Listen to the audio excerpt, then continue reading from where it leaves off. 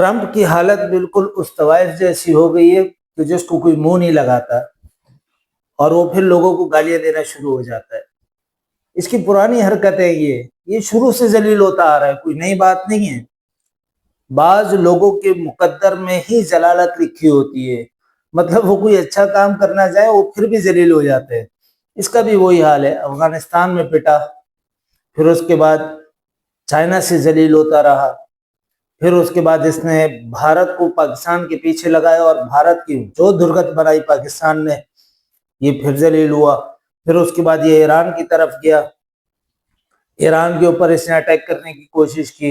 خیر so called وہ attack تھا نہیں تھا وہ ایک الگ ٹاپک ہے، لیکن پھر بھی وہاں پر پھر وہاں سے سٹایا ہوا گھومنے لگا، کہنے لگا کہ جی مجھے سپریم لیڈر بنانے کی ان لوگوں نے ریکویسٹ کی تھی اور میں نے اس کو منع کر دیا، اور پھر آج یہ دوبارہ گالیاں دیتا پھر رہا ہے۔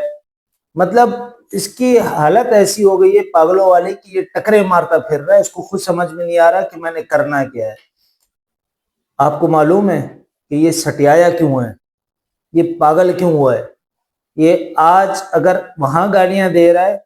تو ہو سکتا ہے کہ آنے والے دنوں میں یہ پاکستانیوں کو بھی گالیاں دے۔ اس کی وجہ یہ ہے کہ ان لوگوں نے اپنی غنڈہ گردی کو چاہا تھا کہ ہم مسلمانوں کے دلوں میں ایک دہشت بٹھا دیں گے اور مسلمانوں کو ڈرا دیں گے اور مسلمانوں کو اپنے ہاتھ میں بند کر کے رکھ لیں گے۔ یہ ان کی سوچ اور فکر تھی، اور یہ پہلے بھی لوگوں کو ہڈیاں ڈالتے رہے، پالتے رہے، بہت ساری چیزیں، کوئی تو ایک ہسٹری کا اپنا باب ہے، اس کو چھوڑیں۔ ان لوگوں نے پاکستان کو بھی ڈرانے کی کوشش کی تھی کہ جی ہم یہ کر دیں گے وہ کر دیں گے، تو فیلڈ مارشل نے سیدھا سا جواب دیا تھا کہ اگر خدا نخواستہ کبھی اس طرح کی کوئی صورتحال ہوئی تو پھر یاد رکھنا ہم تو ڈوبے صنم تجھے بھی لے ڈوبیں گے۔ اگر ہمیں کسی نے ہٹ کیا اور ہماری طرف کوئی بڑھا تو آدھی دنیا ساتھ لے کر ڈوبیں گے۔ فل اینڈ فائنل اسٹریٹ جواب ملا تو وہ قدم پیچھے ہٹے، لیکن پھر وہ دوسرے ملکوں کی طرف گھوما، جب ایران کی طرف گھوما، دوسرے ملکوں کی طرف، اسلامک ملکوں کی طرف گھوما، اس نے ایک ملک کو چاہا کہ جی ہم اس کو بڑھاتے ہیں تاکہ دنیا اس کو جانے کہ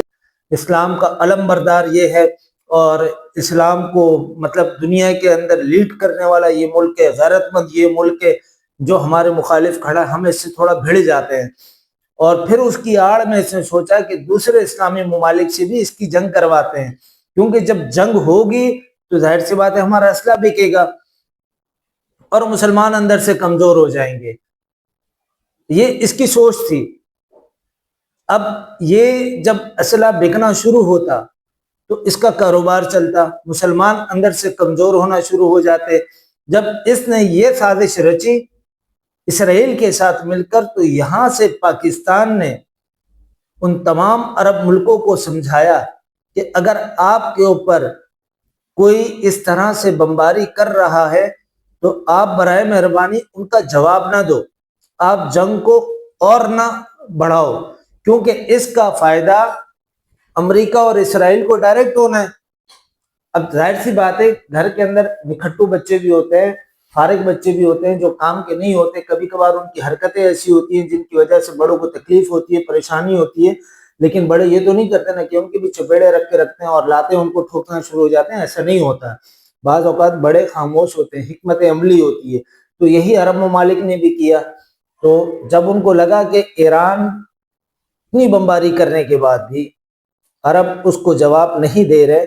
تو پھر وہ سٹپٹا گیا۔ اس نے کہا کہ یار مجھے عرب سے امید تھی کہ چلو وہ میرا ساتھ دیں گے، وہ انتشار میں شامل نہیں ہو رہے، وہ جنگ میں شامل نہیں ہو رہے، اور